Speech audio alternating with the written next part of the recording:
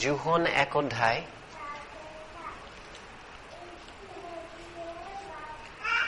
John নতুন নিয়মত 4 number পুস্তক হয় মতি মাৰ্ক লুক তাৰ পিছত জোহন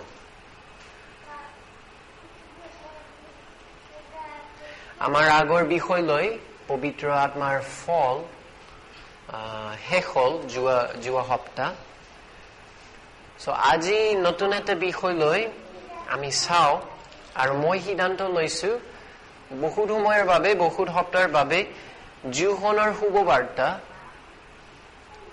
তেওঁৰ লিখা শুভবাৰ্তা গোটেইখন আমি পঢ়ো আৰু ইয়াৰ পৰা মই শিকাই দিওঁ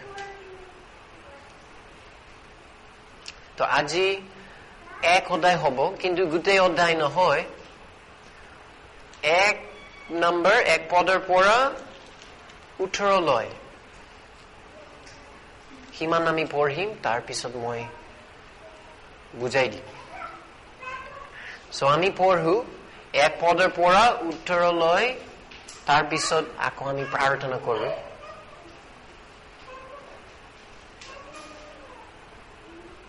আচ্ছা এটো অলপ দীঘল তো অলপ মানে মন দি লাগিব মন দি শুনিব লাগিব আদিতে বাক্য আছিল আৰু বাক্য ঈশ্বৰৰ সৈতে আছিল আৰু বাক্যই স্বয়ং ঈশ্বৰ তেওঁ আদিতে ঈশ্বৰৰ সৈতে আছিল তেওঁৰ দ্বাৰাই সকলোৱে হ'ল আৰু যি হ'ল সেইবোৰৰ এটাও তেওঁৰ বিনে নহল জীৱন তেওঁতহে সেই জীৱনে মানুহৰ পোহৰ সেই পোহৰ আন্ধাৰত প্ৰকাশিত হৈ আছে কিন্তু আন্ধাৰে তাক পৰাভূত নকৰিলে ঈশ্বৰৰ পৰা পঠোৱা জোহন নামেৰে এজন মানুহ তেওঁৰ দ্বাৰাই সকলোৱে যেন বিশ্বাস কৰে এই নিমিত্তে সেই পোহৰৰ সাক্ষ্য দিবলৈ তেওঁ সাক্ষ্যৰ অৰ্থে আহিছিল তেওঁ নিজেই সেই পোহৰ নাছিল কিন্তু পোহৰৰ সাক্ষ্য দিবলৈহে আহিছিল আটাই মানুহক পোহৰ দিওঁতা স্বৰূপ পোহৰ জগতলৈ আহি আছিল তেওঁ জগতত আছিল আৰু জগত তেওঁৰ দ্বাৰাই হ'ল কিন্তু জগতে তেওঁক নাজানিলে তেওঁ নিজৰ অধিপত্যলৈ আহিল মানে তেওঁৰ নিজৰ সৃষ্টি তেওঁৰ নিজৰ মানুহলৈ আহিল কিন্তু তেওঁৰ নিজৰ লোকে তেওঁক গ্ৰহণ নকৰিলে তথাপি যিমান মানুহে তেওঁক গ্ৰহণ কৰিলে অৰ্থাৎ তেওঁৰ নামত বিশ্বাস কৰিলে সেই সকলোকে ঈশ্বৰৰ সন্তান হ'বলৈ তেওঁ ক্ষমতা দিলে তেওঁবিলাকে তেজৰ পৰা বা মাংসৰ ইচ্ছাৰ পৰা বা মানুহৰ ইচ্ছাৰ পৰা জন্ম পালে এনে নহয় কিন্তু ঈশ্বৰৰ পৰাহে পালে সেই বাক্য মাংস হ'ল আৰু অনুগ্ৰহ আৰু সত্যতাৰে পৰিপূৰ্ণ হৈ আমাৰ মাজত বসতি কৰিলে তাতে পিতৃৰ একমাত্ৰ পুত্ৰৰ উপযুক্ত যি প্ৰভাৱ আৰু মহিমা সেই প্ৰভাৱ আমি দেখিলো তেওঁৰ বিষয়ে জোহনে এই সাক্ষ্য দি ৰিঙিয়াই কলে চিঞৰি কলে মোৰ পাছত অহা জনা মোতকৈ আগ হ'ল কিয়নো মোৰ পূৰ্বেও তেওঁ আছিল যিজনাৰ বিষয়ে মই এই কথা কৈছিল তেওঁৱে সেই জনা কিয়নো আমি সকলোৱে তেওঁৰ সেই পূৰ্ণতাৰ পৰা অনুগ্ৰহৰ উপৰিও অনুগ্ৰহ পালো কাৰণ মুচিৰ দ্বাৰাই বিধান দিয়া হ'ল কিন্তু অনুগ্ৰহ আৰু সত্যতা যীশুখ্ৰীষ্টৰ দ্বাৰাইহে আহিল। অনুগ্ৰহ আৰু সত্যতা যীশুখ্ৰীষ্টৰ দ্বাৰাইহে আহিল। কোনেও ঈশ্বৰক কেতিয়াও দেখা নাই। পিতৃৰ কোলাত থকা একমাত্ৰ পুত্ৰই তেওঁক প্ৰকাশ কৰিলে। আমেন। আচ্ছা, আকৌ আমি প্ৰাৰ্থনা কৰোঁ।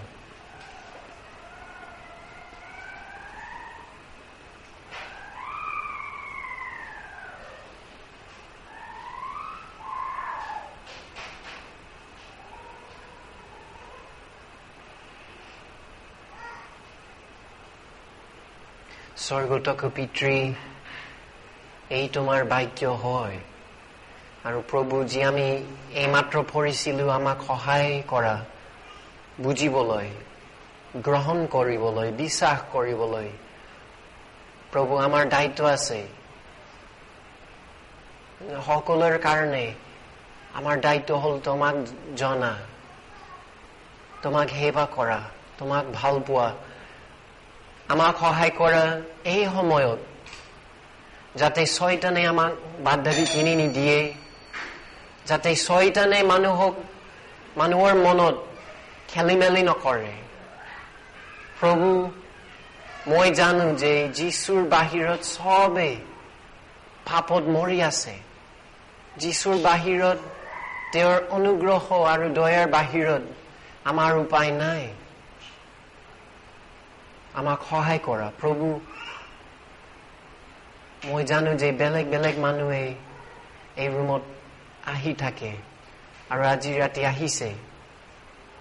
ল'ৰা ছোৱালী হওক বা ডাঙৰ হওক, তোমাৰ দয়া যেন আমাৰ ওপৰত থাকিব। মোৰ প্ৰাৰ্থনা হ'ল যীশুখ্ৰীষ্টৰ নামত। আমেন।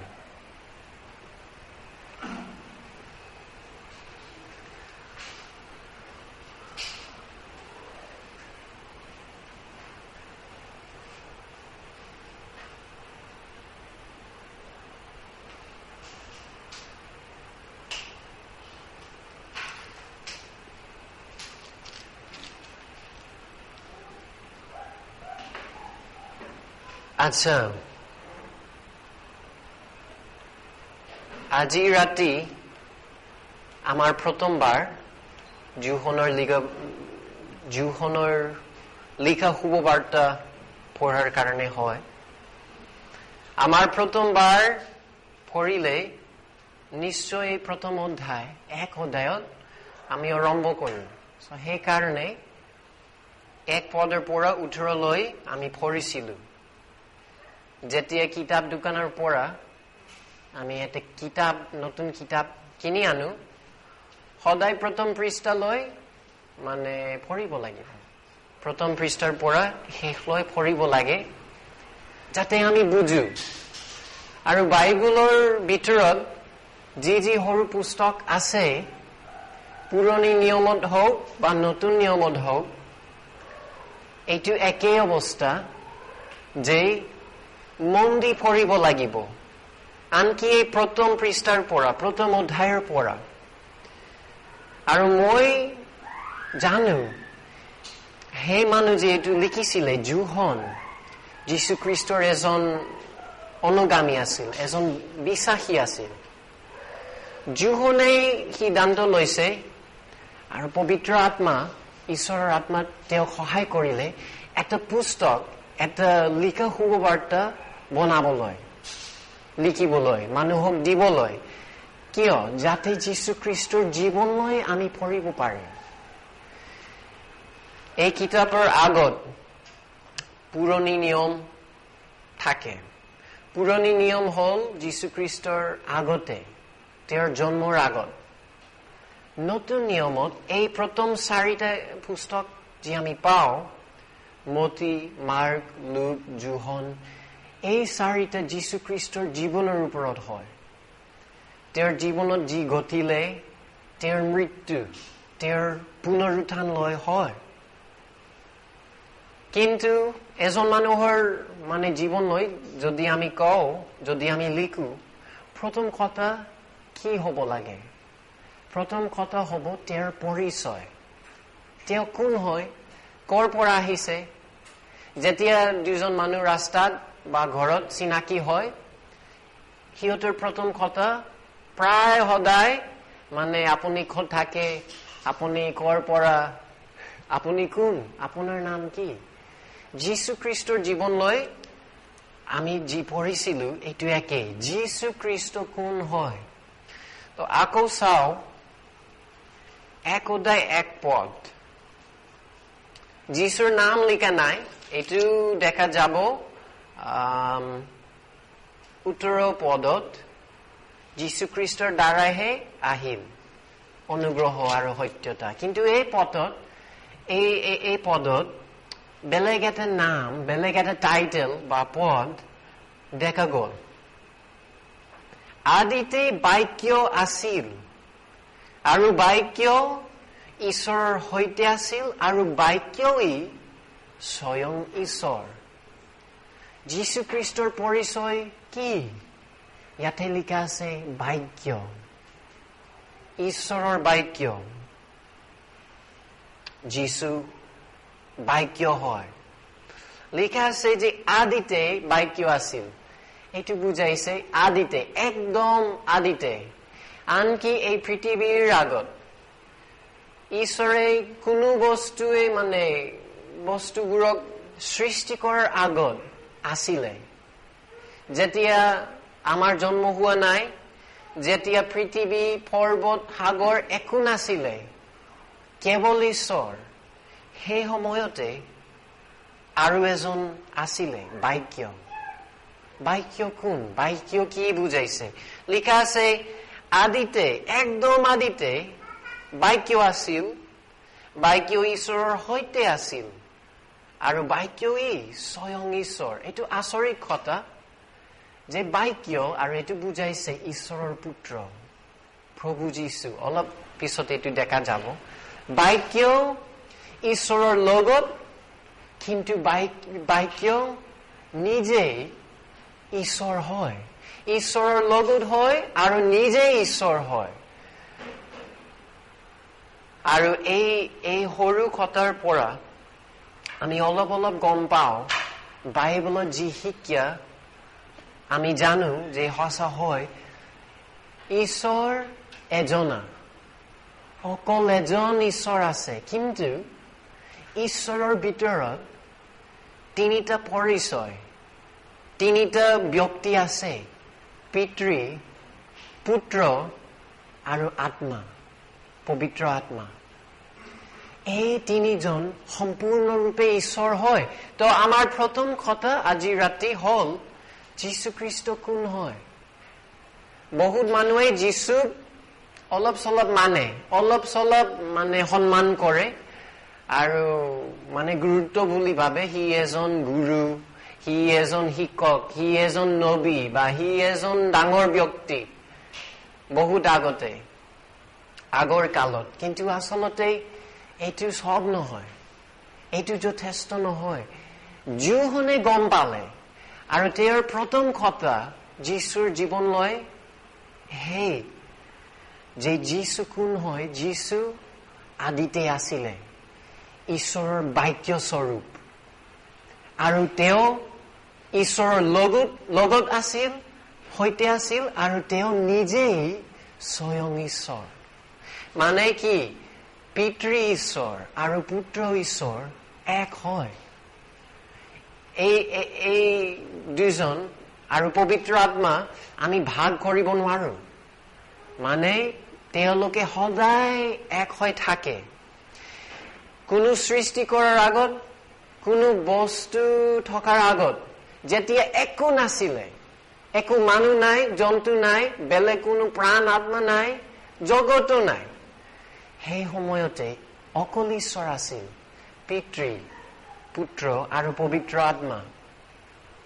আৰু কিয় এই পদ দিছে বাক্য? বাক্য বুজাইছে আমাৰ কথা, মানুহৰ শব্দ। কিয় বাক্য বুলি কয়? যদি ঈশ্বৰ হয়, যদি ঈশ্বৰৰ পুত্ৰ হয়, কিয় এই নাম বা এই টাইটেল বাক্য দিলে বাইবেলত? এইটো দিয়া হয় কাৰণ আৰু আজি ৰাতি এইটো মোৰ মূল বিষয় এইটো মোৰ মূল কথা এই যীশু ঈশ্বৰক প্ৰকাশ কৰে যীশু ঈশ্বৰৰ পৰিচয় ঈশ্বৰৰ চৰিত্ৰ ঈশ্বৰৰ সব বিষয় শিকাই দিয়ে বুজাই দিয়ে প্ৰকাশ কৰে যীশু নাথাকিলে ঈশ্বৰক আমি কেনেকৈ গম পাম ঈশ্বৰক আমি কেনেকৈ চিনি পাম আমি নোৱাৰো আকৌ চাও এই শেষ পদত উত্তৰ পদ লিখা আছে কোনেও ঈশ্বৰক কেতিয়াও দেখা নাই পিতৃৰ কোলাত থকা একমাত্ৰ পুত্ৰই তেওঁ প্ৰকাশ কৰিলে আপুনি ঈশ্বৰক কেতিয়াও দেখিছেনে মানুহে দেখা নাই ঈশ্বৰ দেখা নাযায় ঈশ্বৰ অদৃশ্য হয় সেইকাৰণে কেনেকৈ আমি বুজো ঈশ্বৰ কোন কেনেকৈ আমি গম পাম সেইবাবে যে তেওঁৰ পুত্ৰ তেওঁক প্ৰকাশ কৰিব বাক্য ৰূপে যীশুখ্ৰীষ্ট আহিছিল মানে তেওঁৰ কথা ঈশ্বৰৰ পৰিচয় বুজাই দিয়ে আন এটা জাগাতে বাইবেলত লিখা আছে যে যীশু ঈশ্বৰৰ ৰূপ হয় ঈশ্বৰৰ প্ৰতিমূৰ্তি হয় ঈশ্বৰে মানে ঈশ্বৰ কেনেকুৱা কি বিচাৰে কি বস্তু ভাল পায় আমাৰ পৰা কি খুজিছে ঈশ্বৰ কোন যীশু ঈশ্বৰৰ প্ৰতিমূৰ্তি যীশু ঈশ্বৰৰ বাক্য সেইকাৰণে তেওঁ এই নাম লৈছে আৰু বাইবেলত লিখা আছে এইটো যোহনৰ প্ৰথম কথা তো বুজিব লাগিব মানে ভৱিষ্যত যেতিয়া আমি সুযোগ পাওঁ একেকৈ যীশুখ্ৰীষ্টৰ কাহিনী এই পুস্তকৰ পৰা আমি পঢ়িম বহুত কাহিনী আছে আচৰিত কাম আচৰিত কথা লয় যীশুৰ কিন্তু প্ৰথম কথা এই তেওঁ কোন সাধাৰণ মানুহ নাছিলে গুৰু শিক্ষক বা সৰু দেৱতাৰ নিচিনা নাছিলে তেওঁ সম্পূৰ্ণৰূপে স্বয়ং ঈশ্বৰ আৰু আমাৰ জগতত এবাৰ 2000 বছৰ আগত জন্ম পাইছে জন্মগ্ৰহণ কৰিছিলে ঈশ্বৰক বুজাবলৈ ঈশ্বৰৰ সব বিষয়লৈ যাতে আমি বুজি পাওঁ তেওঁ আহিছে এইটো তেওঁৰ পৰিচয় আৰু মই জানো এইটো বহুত সহজ যীশুখ্ৰীষ্টক অলপ মানে শ্ৰদ্ধা দিবলৈ সন্মান দিবলৈ সবে কৰে মুছলমান মানুহে দিয়ে অলপ চলপ নবী হিচাপে হিন্দু মানুহে অলপ চলপ দিয়ে এজন দেৱতা বা এজন গুৰু হিচাপে কিন্তু বাইবেলত লিখা আছে যে যীশু কোন এজন সৰু ব্যক্তি নহয় বা আনকি এজন স্বৰ্গদূতৰ নিচিনা নহয় যীশুখ্ৰীষ্ট সৰ্বশক্তিমান ঈশ্বৰ হয় পিতৃ আৰু পুত্ৰৰ পাৰ্থক্য নাই এক হয় এইটো প্ৰথমে আমি পঢ়িছিলো আৰু বুজিব লাগিব নহলে যোহনৰ সব কথা আমি বুজি নাপাওঁ তেওঁৰ আচৰিত কাম লয় তেওঁৰ ক্ৰুচ লয় তেওঁৰ মৃত্যু লয় তেওঁৰ পুনৰুত্থান লয় আৰু ৰাজ্য লয় আমি বুজি নাপাম বুজিব লাগিব যেতিয়া তেওঁৰ কাহিনী আমি শুনো এইটো সৰ্বশক্তিমান ঈশ্বৰ যীশুখ্ৰীষ্ট এইটো গুৰুত্ব কাৰণ এই প্ৰথম 4টা পুস্তক মতি মাৰ্ক লুক যোহন সকলোৰ ভিতৰত প্ৰথম অধ্যায় একই কথা লিখা আছে ইয়াতে আমি পঢ়িছিলো মানে বাক্য আদিতে আছিলে আৰু স্বয়ং ঈশ্বৰ হল মতিত কি লিখা আছে ইমানুৱেল এক অধ্যায়ত লিখা আছে ইমানুৱেল আমাৰ লগত থকা ঈশ্বৰ যেতিয়া জন্ম পাইছে যীশু ইমানুৱেল ঈশ্বৰে আজিৰ পৰা আমাৰ লগত থাকিছে ঈশ্বৰ মানুহ হৈ গল শৰীৰত আহিছে লৈছে মাৰ্কত প্ৰথম কথা এই যে যীশু খ্ৰীষ্টৰ শুভবাৰ্তা ঈশ্বৰৰ পুত্ৰ প্ৰথম কথা যীশু খ্ৰীষ্টৰ শুভবাৰ্তা ঈশ্বৰৰ পুত্ৰ মানে স্পষ্টকৈ সিধা-সিধিকৈ মাৰ্কে ক'লে আৰু লোক একে কথা এক অধ্যায়ত যেতিয়া জন্ম পাইছে এজন স্বৰ্গদূত মৰিয়ামক জনাই দিছে যে তোমাৰ বাচ্চা তোমাৰ ল'ৰা যি হ'ব সাধাৰণ নহয় সৰ্বশক্তিমান সৰ্বোপৰি ঈশ্বৰৰ পুত্ৰ যীশু খ্ৰীষ্টৰ নিচিনা আন কোনো নাই আৰু কোনো নাই মই জানো যে এই দেশত ভাৰতত বহুত মানুহে ভাবে যে ঈশ্বৰে বহুবাৰ আহিছে আমাৰ জগতত আৰু বেলেগ বেলেগ ৰূপ লৈছে বেলেগ বেলেগ মানুহৰ নিচিনা হৈ গ'ল মানুহৰ জীৱন পাইছে বা মানুহৰ নাম লৈছে কিন্তু চাও উত্তৰ পদ কোনেও ঈশ্বৰক কেতিয়াও দেখা নাই পিতৃৰ কোলাত থকা একমাত্ৰ পুত্ৰই তেওঁক প্ৰকাশ কৰিলে এইটো এনে নহয় যে ঈশ্বৰৰ ডাঙৰ ডাঙৰ পৰিয়াল আছে আৰু বহুত ল'ৰা ছোৱালী বহুত সন্তান আৰু মানে কিছু সময়তে আগতে 2000 বছৰ আগত বা 3000 বছৰ আগত বা 5000 বছৰ আগত বেলেগ ব্যক্তি আহিছে মানে ঈশ্বৰে জন্মগ্ৰহণ কৰিছিলে এনে নহয় একমাত্ৰ পুত্ৰ স্বৰ্গীয় পৰিয়ালত স্বৰ্গত থকা পৰিয়াল মানে ঈশ্বৰ তেওঁৰ পৰিচয় একমাত্ৰ পুত্ৰ থাকে ঈশ্বৰৰ বাক্য প্ৰভু যীশু সেইকাৰণে যীশুৰ পৰিচয় বহুত গুৰুত্বপূৰ্ণ আৰু আমি যি পঢ়িছিলো এইটো দেখা গৈছে যে যেতিয়া জন্ম পাইছে কি হ'ল আজি ৰাতি দুটা বিষয় লৈ মই শিকাই দিওঁ প্ৰথম হ'লে কিছুমান মানুহে তেওঁক বিশ্বাস নকৰিলে গ্ৰহণ নকৰিলে যীশু আৰু কিছুমান মানুহে তেওঁৰ মহিমা দেখিলে তেওঁৰ পৰিচয় বুজি পালে আৰু তেওঁৰ ওপৰত সম্পূৰ্ণকৈ বিশ্বাস কৰিলে সো এই দুটা দল লৈ আমি অলপ সময় দিওঁ মই চেষ্টা কৰিম বুজাই দিবলৈ প্ৰথম দল হ'ল যিজনে যীশুক বিশ্বাস কৰে নাই আৰু দ্বিতীয় দল হয় যীশুৰ বিশ্বাসকাৰী প্ৰথম দল 10 পদ আৰু 11 বিশ্বাস কৰা নাই মানুহ বা চিনি পোৱা নাই মানুহ তেওঁ জগতত আছিল কেতিয়া 2000 বছৰ আগত তেওঁৰ জন্ম হৈছে মৰিয়মৰ গৰ্ভত জন্ম পাইছে আচৰিতকৈ কোনো দেউতা নাই বাপেক নাই আচৰিতভাৱে আহিছে ঈশ্বৰৰ শক্তিৰ কাৰণে ঈশ্বৰৰ আত্মাৰ দ্বাৰাই জগতত আছিলে আৰু জগত তেওঁৰ দ্বাৰাই হ'ল মানে আমাৰ সৃষ্টিকৰ্তা আমাৰ জগতৰ মালিক সৰ্বশক্তিমান ঈশ্বৰ সব কিছুৰ মালিক হয় কিন্তু মানুহ হৈ গ'ল তেওঁৰ নিজৰ সৃষ্টিৰ ভিতৰত জন্ম পাইছে আৰু চলি আছে কি আচৰিত যে তেওঁৰ হাতত এই গোটেই বিশ্ব তেওঁৰ হাতত ৰৈ আছে সব মানুহৰ প্ৰাণ সব মানে পৃথিৱী গ্ৰহ তেওঁৰ হাতত আছে কিন্তু তৰা সূৰ্য যি আছে এই বিশ্বত ঈশ্বৰৰ হাতত আছে কিন্তু ঈশ্বৰ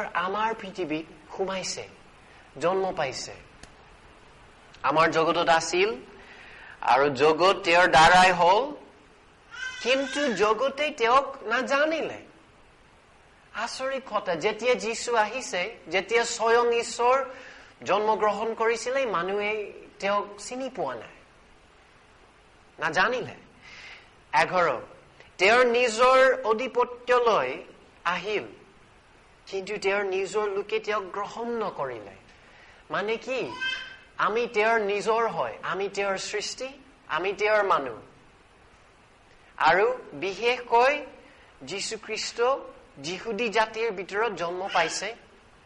যিহুদী জাতিয়ে তেওঁৰ মানে পুৰণি নিয়মৰ কথা পালে, সব বিধান, সব নিয়ম, সব আইন যি আগতে ঈশ্বৰে দিলে আৰু মানে ভাৱবাদী নবী যি শিকাই দিলে, সেই সময়তে যিহুদী মানুহ আছিল। যিহুদী মানুহে বিশ্বাস কৰিছিলে, কিন্তু আনকি যিহুদী মানুহে তেওঁৰ নিজৰ মানুহ, নিজৰ জাতি বুজি পোৱা নাই, যীশুক গ্ৰহণ কৰা নাই উদ্ধাৰকৰ্তা হিচাপে, ঈশ্বৰৰ পুত্ৰ হিচাপে।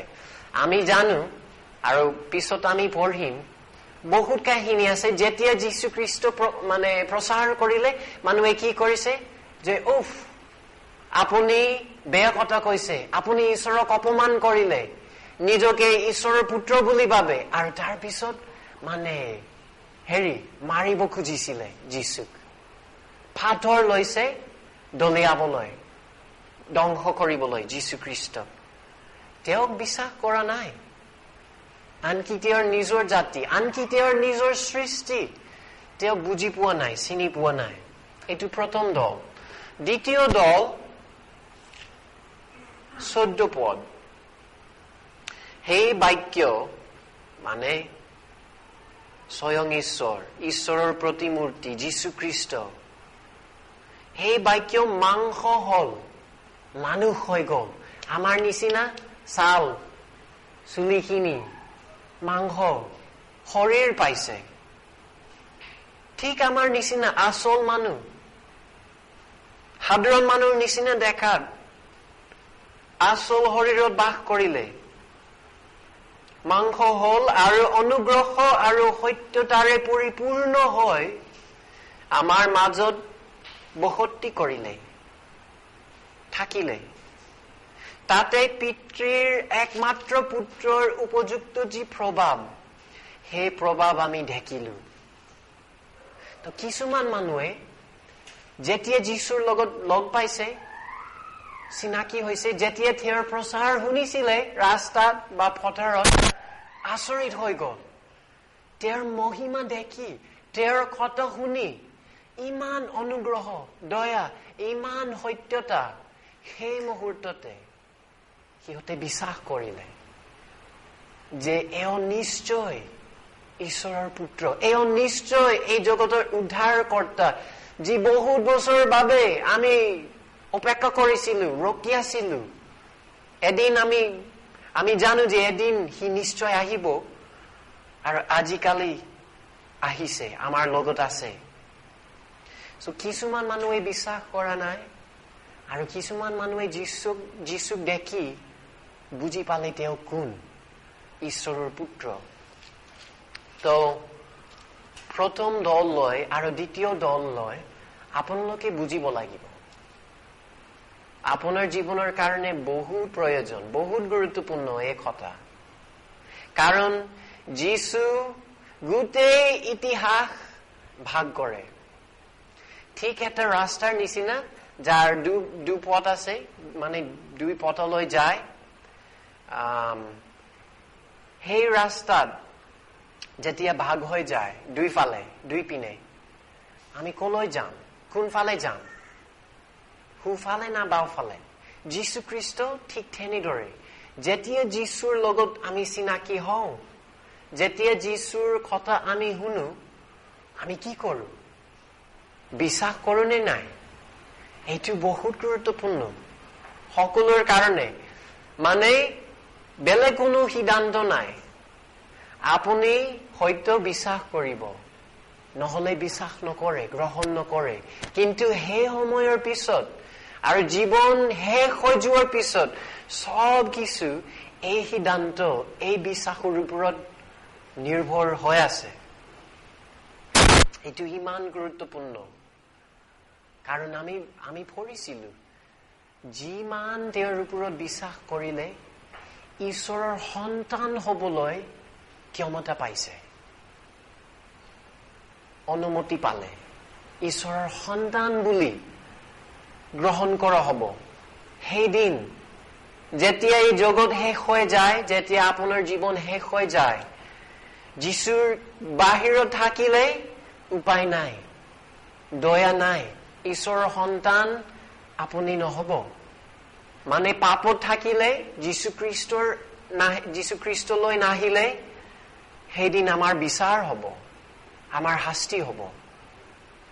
কিন্তু যিমান বিশ্বাস কৰে ঈশ্বৰৰ সন্তান হৈ যায়। প্ৰথমে মই চেষ্টা কৰো অলপ বিৱৰি ক'বলৈ। এই কথা ঈশ্বৰক নজনা বা এই প্ৰথম দল বিশ্বাস নকৰা মানুহ, যীশুক বিশ্বাস নকৰা। দুটা শব্দ 10 পদত শব্দটো হ'ল জগতে তেওঁক নাজানিলে, নজনা অৱস্থা। আৰু দ্বিতীয় শব্দ হ'ল আন্ধাৰ। 5 পদ, সেই পোহৰ আন্ধাৰত প্ৰকাশিত হৈ আছে। মানুহে আন্ধাৰত থাকে, পোহৰ বহুত প্ৰয়োজন। ঈশ্বৰৰ পোহৰ, যীশুৰ পোহৰ। প্ৰথম অৱস্থা হ'ল ঈশ্বৰক নজনা। ঈশ্বৰক নাজানিলে জীৱন বেয়া হ'ব নে ভাল হ'ব? ঈশ্বৰক জানিবলৈ ডাঙৰ কথা নে সৰু কথা? আপুনি ঈশ্বৰ জানে? ঈশ্বৰক জানে? চিনি পায়? মই চিনি পাওঁ, মই জানো।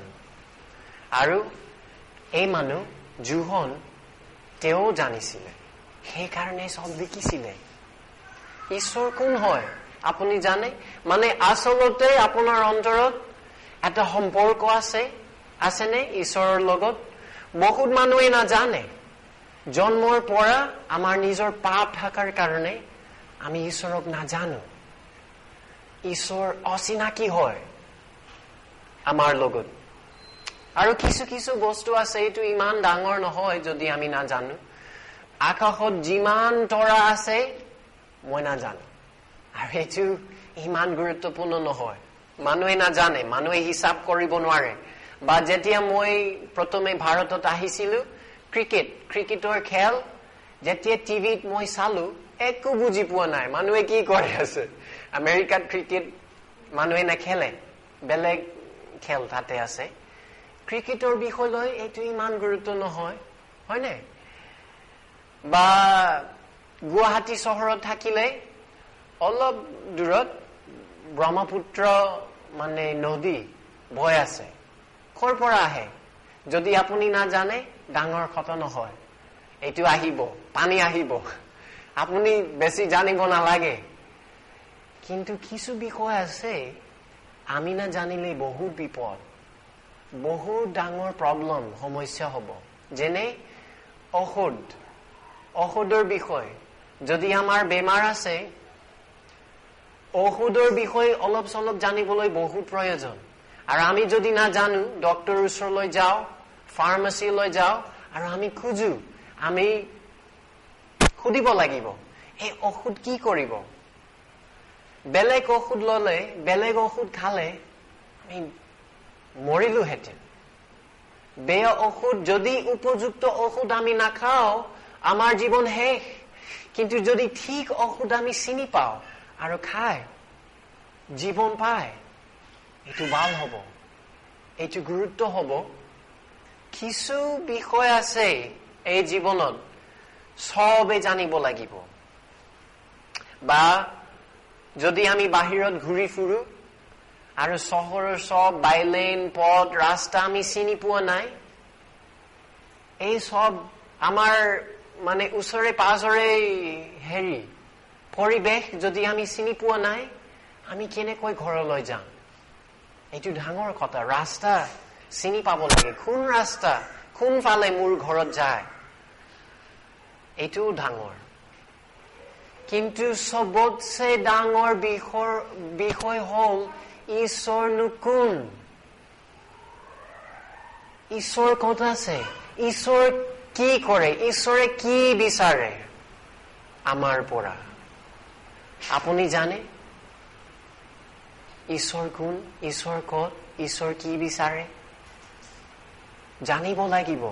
আৰু মোৰ বিষয় হ'ল আজি আমাৰ বিষয় হৈছে যীশু ঈশ্বৰক প্ৰকাশ কৰে। পুত্ৰ নাথাকিলে পিতৃ ঈশ্বৰক আমি দেখা নাপাওঁ, আমি চিনি নাপাওঁ। এইটো বহুত গুৰুত্বপূৰ্ণ। তো মই জানো এই পৃথিৱীত বহুত মানুহ আছে, হাজাৰ হাজাৰ মানুহ আছে আৰু বেলেগ বেলেগ ধৰ্ম পালন কৰে। অকল ৩-৪টা ধৰ্ম নহয়, মানে হাজাৰ হাজাৰ ধৰ্ম আছে সব দেশত, সব জাগাতে। কিছু কিছু সৰু, কিছু কিছু ডাঙৰ হয়। কিন্তু ইমান ধৰ্ম থাকিলে এইটো কেনেকৈ বুজাইছে, কি বুজাইছে? নিশ্চয় এইটো বুজা যাব যে মানুহে ঈশ্বৰক চিনি নাপায়। মানৱ জাতি ঈশ্বৰক জানিলেহেঁতেন অকল একটা ধৰ্ম থাকিব, হয়নে? সব বেলেগ ধৰ্মত বেলেগ বেলেগ নাম, বেলেগ বেলেগ কাহিনী, বেলেগ বেলেগ উপায়, বেলেগ বেলেগ নিয়ম, বেলেগ ঈশ্বৰৰ সব শিক্ষা বেলেগ, বিষয় বেলেগ, ভৱিষ্যতৰ কথা বেলেগ। মানে গোটেই শিক্ষা, গোটেই কথা ধৰ্মৰ পৰা বেলেগ হৈ আছে। এই অৱস্থাত নিশ্চয় অকল এটা কাৰণ থাকিব পাৰে, আৰু এইটো হ'ল মানুহে ঈশ্বৰক নাজানে। ধৰ্ম থাকিলেও সঁচাকৈ অন্তৰত ঈশ্বৰৰ লগত সম্পৰ্ক নাই, ঈশ্বৰৰ পৰা দূৰত হৈ আছে। আৰু সেইকাৰণে ইমান ধৰ্ম সৃষ্টি কৰা হ'ল। আৰু মই ভাবো এইটো মানে ইমান দুখৰ কথা যে বেছিভাগ মানুহে জন্মৰ পৰা ঈশ্বৰক আচলতে নাজানিব, সঁচাকৈ বাস্তৱিকভাৱে নাজানে। কি হয় মই জানো, কাৰণ আগতে মোৰ জীৱন তেনেদৰে আছিলে।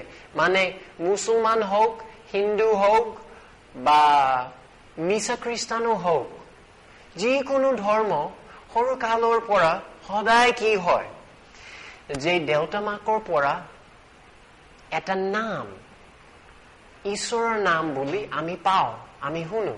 এইটো ঈশ্বৰৰ নাম, এই নাম সন্মান দিব লাগে। নাম আছে কিন্তু পৰিচয় নাই। এবাৰ ৰাস্তাত মই গৈ আছিলো, কেইজনমান ল'ৰাৰ লগত মই চিনাকি হলো, আৰু মই এজনক সুধিলো ঈশ্বৰ কোন, আৰু তেওঁ কৈছে আল্লাহ। আৰু মই সুধিলো আল্লাহ কোন, সি কৈছে নাজানো। ঠিক তেনেদৰে মানুহে নাম পায় কিন্তু ঈশ্বৰৰ আচল পৰিচয় নাজানে। ইমান দুখৰ কথা, ইমান বেয়া এই অৱস্থা। আৰু কি হব, সৰু কালৰ পৰা দেউতা মাকৰ পৰা কিছু নিয়ম পাব, এই নিয়ম ৰীতি পালন কৰিব লাগিব, নহলে জীৱন বেয়া হব, নহলে ঈশ্বৰে বেয়া পাব, আৰু তোমাৰ জীৱন শেষ, তোমাৰ জীৱন মানে উন্নতি নাপাব, আশীৰ্বাদ নাপাব। কিন্তু এই নিয়ম আৰু এই ৰীতি বহুবাৰ বেলেগ বেলেগ হৈ আছে, আৰু ঈশ্বৰৰ পৰিচয় লৈ আমাক একো শিকাই নিদিয়ে। নিয়ম আৰু ৰীতি আমাক বেছি সহায় নকৰে। আমি কি পঢ়িছিলো অলপ আগতে, আমি পঢ়িছিলো 17 পদ।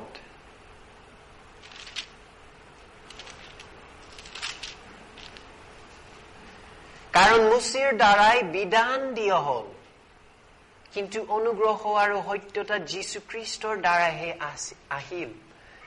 মুচিৰ কালত বহুত নিয়ম আছিল পুৰণি নিয়মত, এইটো ভাল, এইটো আমাক অলপ চলপ সহায় কৰে, কিন্তু বাইবেলত লিখা আছে এইটো মাথো এটা ছায়াৰ নিচিনা, সম্পূৰ্ণ ৰূপ দেখা নাযাব। তো মই ভাবো সেইকাৰণে এইটো দুখৰ কথা যে বহুত মানুহে নাম পায় ঈশ্বৰ বুলি, নিয়ম আৰু ৰীতি পায় নিজৰ সমাজত আৰু পালন কৰে, কিন্তু আচল সম্পৰ্ক ঈশ্বৰৰ লগত নাই। কিমান দুখৰ বিষয়।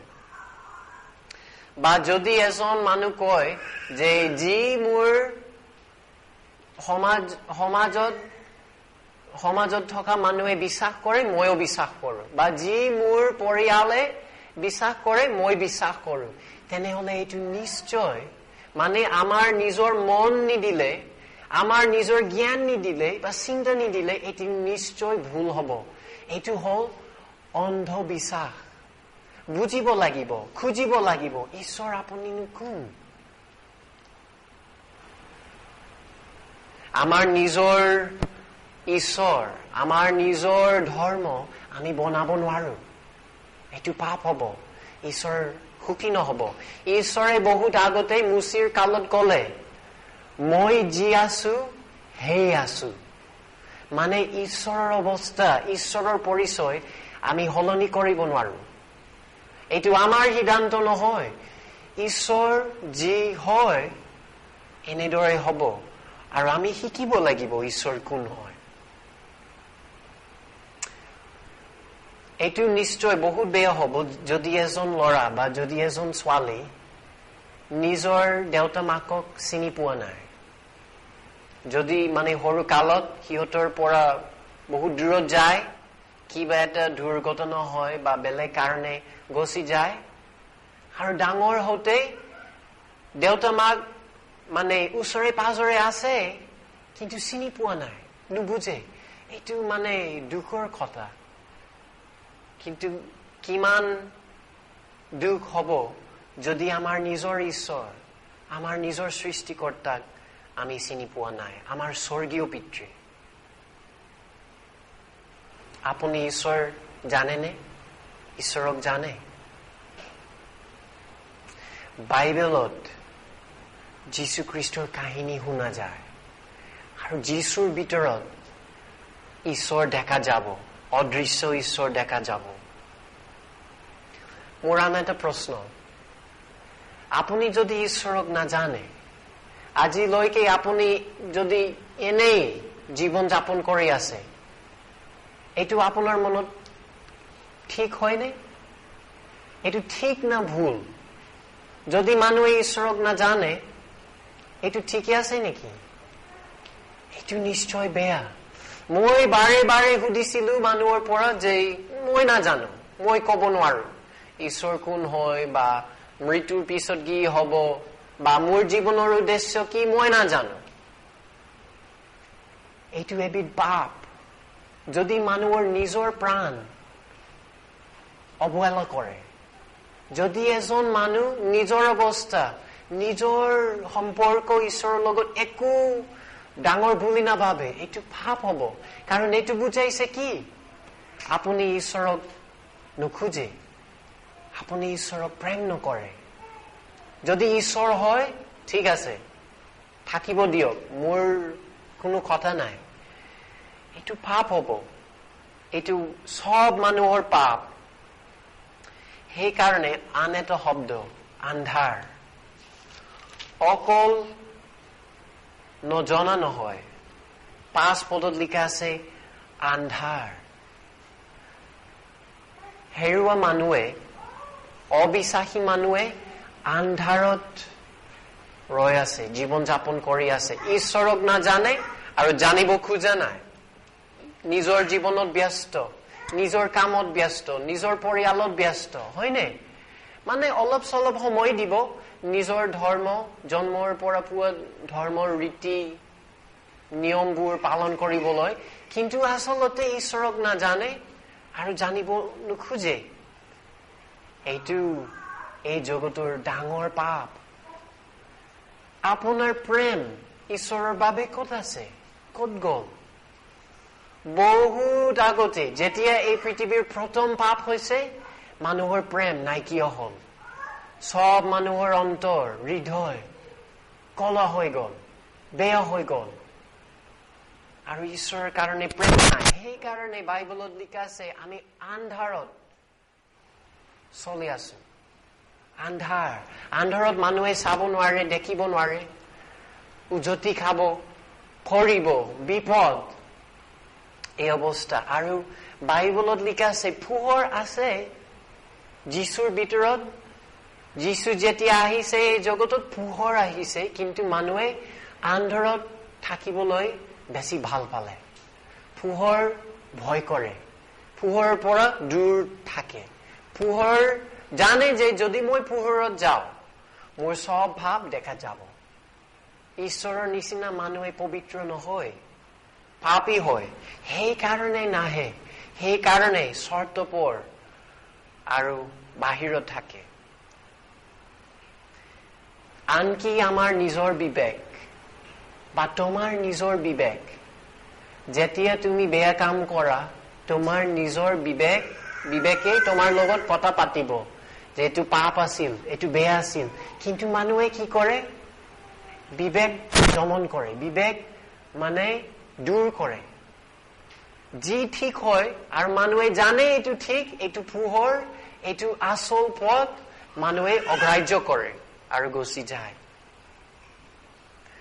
তো মোৰ কথা প্ৰথমে আপোনাৰ বাবে, যদি আপুনি এই অৱস্থাত ঈশ্বৰক নাজানিলে আহক যীশুৰ ওচৰত আহিব লাগে, বিশ্বাস কৰিব লাগে, যাতে আপুনি ঈশ্বৰ চিনি পাব।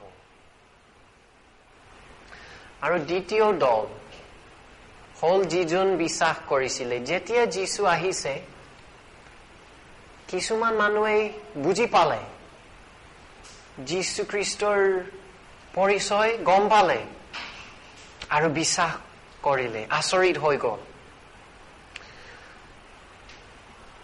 কিন্তু কিয়? যীশুৰ ভিতৰত কি কি আছে যি আমি বিশ্বাস কৰো আৰু যি আমি ভাল পাওঁ? 14 পদ। সেই বাক্য মাংস হল আৰু অনুগ্ৰহ আৰু সত্যতাৰ পৰিপূৰ্ণ হয় আমাৰ মাজত বসতি কৰিলে। তাতে পিতৃৰ একমাত্ৰ পুত্ৰৰ উপযুক্ত যি প্ৰভাৱ, সেই প্ৰভাৱ আমি দেখিলো। কিয় বিশ্বাস কৰো?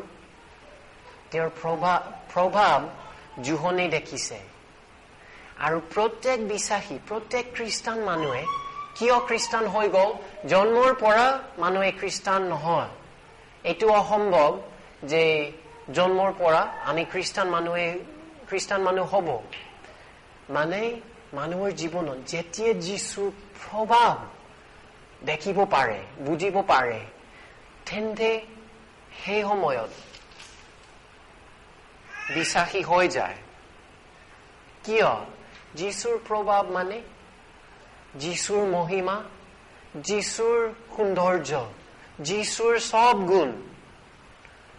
কিন্তু ইয়াতে দুটা বিশেষ মানে নিৰ্দিষ্ট প্ৰভাৱ লিখা আছে, অনুগ্ৰহ আৰু সত্যতা। অনুগ্ৰহ আৰু সত্যতা। তো বাকী সময়েদি মই এই দুটা বিষয়ৰ ওপৰত বিৱৰণ কৰো। যীশুৰ অনুগ্ৰহ আৰু যীশুৰ সত্যতা। আপুনি যদি বিশ্বাসী হয়, আপুনি যদি খ্ৰীষ্টান হয়, নিশ্চয় কাৰণটো হল এই, আপুনি যীশুৰ অনুগ্ৰহ শুনিছিলে, দেখিছিলে। আপুনি যীশুৰ সত্যতা শুনিছিলে আৰু দেখিছিলে। সদায় সেইকাৰণে মানুহে খ্ৰীষ্টান হৈ যায়, বিশ্বাসী হৈ যায়। কিছুমান মানুহে ভাবে সপোন দেখিলে মই খ্ৰীষ্টান হম, বা আচৰিত কাম দেখিলে, যেন এজন অন্ধ মানুহ আকৌ দৃষ্টি পায়, বা এজন মৰা মানুহ আকৌ জীৱিত হৈ যায়। এই কাম মই যদি দেখিলো মই বিশ্বাস কৰো। এইটো সঁচা নহয়। বহুত মানুহে যীশু খ্ৰীষ্টৰ আচৰিত কাম, আচৰিত চিন দেখিছিলে আৰু বিশ্বাস কৰা নাই। আনকি কিছুমান মানুহে তেওঁৰ মানে একদম অসম্ভৱ কাৰ্য দেখিছিলে। লাজৰ মৃত্যুৰ পৰা উভতি আহিছে যীশুৰ শক্তিৰ কাৰণে, দুই ৰাতিৰ আগত আমি শুনিছিলো এটা কাহিনী এজনী তিৰোতা তেওঁৰ গাৰ পৰা সদায় তেজ ওলাইছে বন্ধ হোৱা নাই যীশুৰ কাপোৰ চুলে আৰু সুস্থ হৈ গল ঠিক হৈ গল আচৰিত কিন্তু বহুত মানুহে এইটো দেখিলে বিশ্বাস নকৰে বিশ্বাস আচৰিত কাম আচৰিত কথা আচৰিত বিষয়ৰ পৰা নাহে আনকি যীশু খ্ৰীষ্টৰ পুনৰুত্থান একফালে এইটো প্ৰমাণ হয় কিন্তু আনকি তেওঁৰ নিজৰ শিষ্যবিলাকে পুনৰুত্থান দেখিলে বিশ্বাস কৰা নাই মনত আছে বাইবেলত লিখা আছে আনকি যেতিয়া যীশু আকৌ উপস্থিত হৈ গল মৃত্যুৰ পিছত 3 দিনৰ পিছত আকৌ জীৱিত হৈ গল জি উঠিলে আৰু তেওঁৰ নিজৰ ছাত্ৰবোৰে তেওঁক দেখিছিলে কিন্তু সংশয় কৰিছিলে মানে সন্দেহ আছিলে সিহঁতৰ মনত এইটো আসল হয় নেকি আনকি সেই কাৰ্য দেখিলে সম্পূৰ্ণ বিশ্বাস নাথাকে সেইকাৰণে যেতিয়া থুমা সন্দেহ দিছিলে যীশুৰ ওপৰত যে মই যদি নাচাও মানে যেতিয়া যীশু উপস্থিত হল থুমা নাছিলে বাহিৰত গল আৰু উভতি আহোতে সব বাকিজনক কলে যে মই যদি নাচাও মই যদি মোৰ নিজৰ আঙ্গুলি যীশুৰ হাতত মানে যত এই ডাঙৰ গজাল দিয়া হল যদি মই সোমাব নোৱাৰো মোৰ নিজৰ আঙ্গুলি মই বিশ্বাস নকৰো তেওঁৰ মানে সাইডত যত এই দিয়া হল মানে যেতিয়া যত ঈশ্বৰৰ পুত্ৰ দুখ পাইছে গাহ পাইছে যদি মোৰ হাত মই সোমাব নোৱাৰো মই বিশ্বাস কৰা নাই যে তাৰ পিছত কি হল যীশু উপস্থিত হল থুমা তেওঁৰ সুযোগ পাইছে যীশু কলে যে চোৱা মোৰ হাত মোৰ ফালে মানে মোৰ ঘা আৰু বিশ্বাস কৰা থুমা বিশ্বাস কৰিলে কিন্তু যীশুৱে কি কলে যে এতিয়া তুমি বিশ্বাস কৰা নাইনে এতিয়া যেতিয়া প্ৰমাণ পাইছে যেতিয়া এই আচৰিত অৱস্থা দেখিছিলে তেওঁ কৈছে যিবিলাক নেদেখে আৰু বিশ্বাস কৰে ধন্য মানে আসল বিশ্বাস চকুৰ পৰা নাহে আৰু মই জানো যে আজিকালি যীশু খ্ৰীষ্ট আমাৰ সমাজত নাই মানে তেওঁৰ আত্মা হয় পৃথিৱীত কিন্তু তেওঁৰ শৰীৰ নাই স্বৰ্গত উভতি গল মই এনেই প্ৰমাণ দিব নোৱাৰো যীশু খ্ৰীষ্টক মানে আপোনালোকক মই দেখাব নোৱাৰো কিন্তু বিশ্বাস চকুৰ পৰা নাহে কৰ পৰা আহে খ্ৰীষ্টান মানুহে কিয় বিশ্বাস কৰে কাৰণ ঠিক যোহনৰ নিচিনা যীশুৰ ভিতৰত দয়া আৰু সত্যতা আমি দেখা পাওঁ আৰু আন কোনো জাগাতে আন কোনো মানুহৰ ভিতৰত ব্যক্তিৰ ভিতৰত আমি নেদেখো যীশুৰ নিচিনা আৰু মানুহ নাই সেইকাৰণে আমি নিশ্চিত তেওঁ ঈশ্বৰৰ পুত্ৰ আমাৰ উদ্ধাৰকৰ্তা প্ৰথম কথা এই অনুগ্ৰহ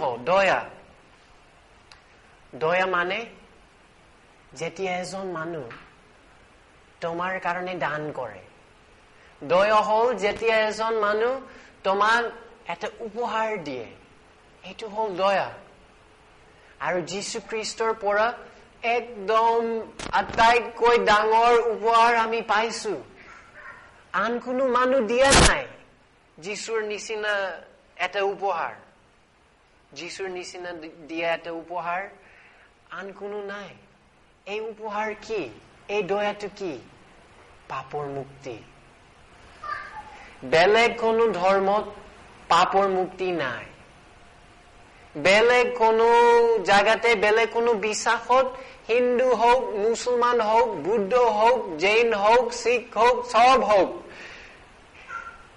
পাপৰ মুক্তি দেখা নাযায় এইটো মানুহৰ আটাইতকৈ ডাঙৰ প্ৰব্লেম আটাইতকৈ ডাঙৰ সমস্যা হল আমাৰ নিজৰ দুখ যি বেয়া কাম আমি কৰিছো ঈশ্বৰে ভাল নাপাব ঈশ্বৰে শাস্তি দিব মৃত্যুৰ পিছত আমি নৰকলৈ যাম কেনেকৈ মুক্তি পাম পাপী হলেও যদি আমাৰ অৱস্থা বহুত বেয়া, কেনেকৈ মুক্তি পাম?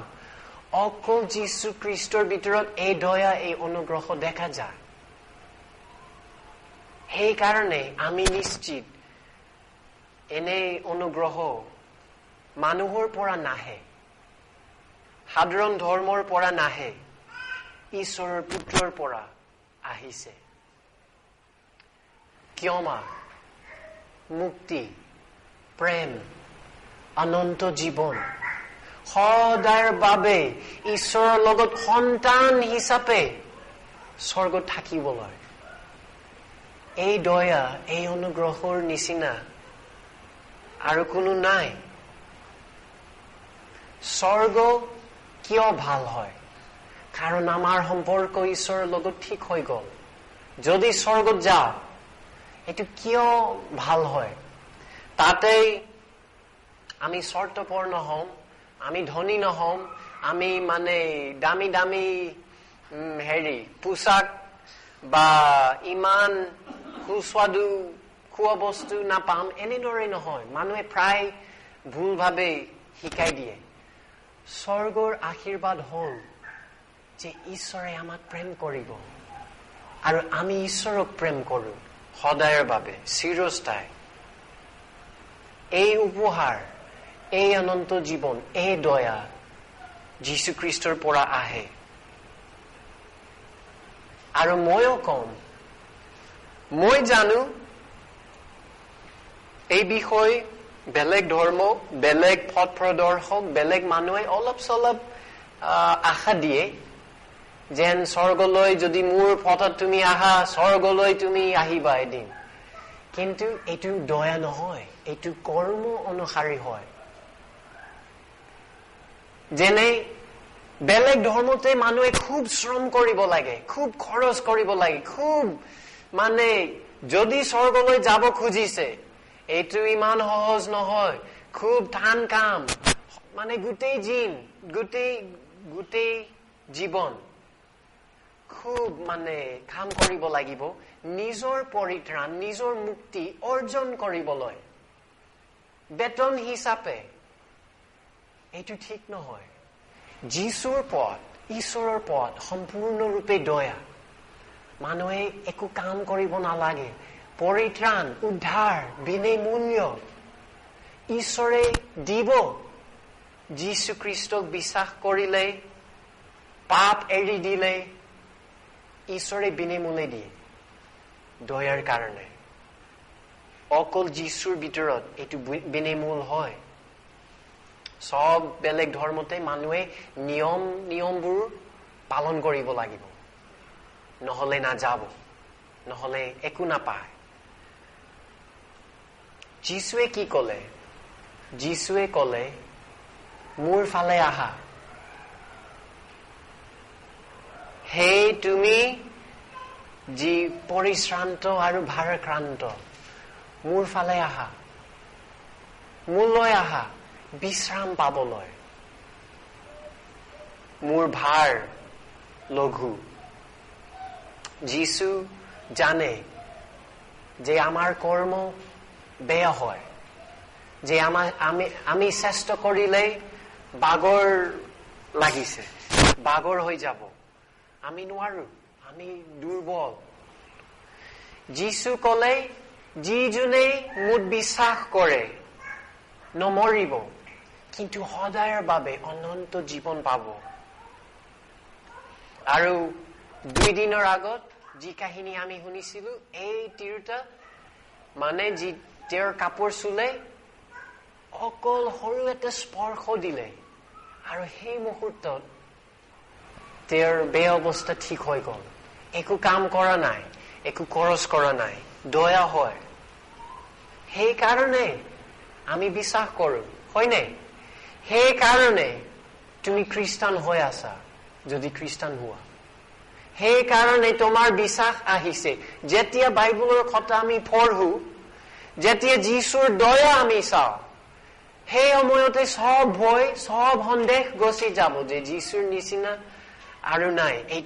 এইটো সঁচা কথা, এইটো ঈশ্বৰৰ পথ, তেওঁ নিশ্চয় সত্য হয়। আৰু শেষৰ বিষয় হ'ল তেওঁৰ সত্যতা। লিখা আছে তেওঁ অনুগ্ৰহ আৰু সত্যতা পৰিপূৰ্ণ হ'ল। এইটো তেওঁৰ মহিমা। মানে বুজিব লাগিব, যেতিয়া যীশু মানে পৃথিৱীত খোজ কাঢ়িছিলে, তেওঁৰ আশে পাশে তেওঁৰ ওচৰে পাজৰে এটা পোহৰ দেখা যোৱা নাই। এনেদৰে মানুহ নাছিলে, সাধাৰণ নিচিনা দেখা। তেওঁৰ মহিমা কি? মহিমা হ'ল তেওঁৰ দয়া। তেওঁ দয়াময় আৰু তেওঁৰ সত্যতা। সত্যতা কি বুজাইছে? সত্যতা বুজাইছে তেওঁৰ শিক্ষা, তেওঁৰ কথা। যি যীশুৰ পৰা আমি পাইছিলো, এই কথা, এই শিক্ষাৰ নিচিনা আমি কেতিয়াও শুনা নাই। ঈশ্বৰৰ চৰিত্ৰ লৈ, মানুহৰ অৱস্থা লৈ, যে মানুহ বহুত মানে তলত থাকে, বহুত পাপত থাকে, বহুত দুৰ্বল, সব বেলেগ ধৰ্মতে এইটো বিপৰীত। ঈশ্বৰ সৰু আৰু মানুহ ডাঙৰ। বাইবেল সঁচা কথা কয়। মানুহৰ পাপ লৈ, ধাৰ্মিকতা লৈ, স্বৰ্গ লৈ, নৰক লৈ, প্ৰাৰ্থনা লৈ, বেলেগ বেলেগ ধৰ্মতে প্ৰাৰ্থনাৰ বিষয় ইমান খেলি মেলি হৈ আছে। মানে মানুহে আচলতে প্ৰাৰ্থনা কৰে, শব্দ কৰে বা মুখস্থ কৰে এটা কথা যে মানুহে বুজি নাপায় এইটোৰ অৰ্থ কি। এইটো প্ৰাৰ্থনা নহয়। বিশ্বাস, প্ৰেম, আমাৰ সৎ কাৰ্য, সব বিষয়, সব কথা, প্ৰত্যেক কথা যি যীশুৰ মুখৰ পৰা ওলাই আহিছে ঠিক হয়। আৰু যেতিয়া আমি শুনো, আমি বিশ্বাস কৰো, বিশ্বাস কৰিব লাগিব। বাইবেল পঢ়িলে তুমিও দেখিব পাৰা যীশু খ্ৰীষ্টৰ সত্যতা।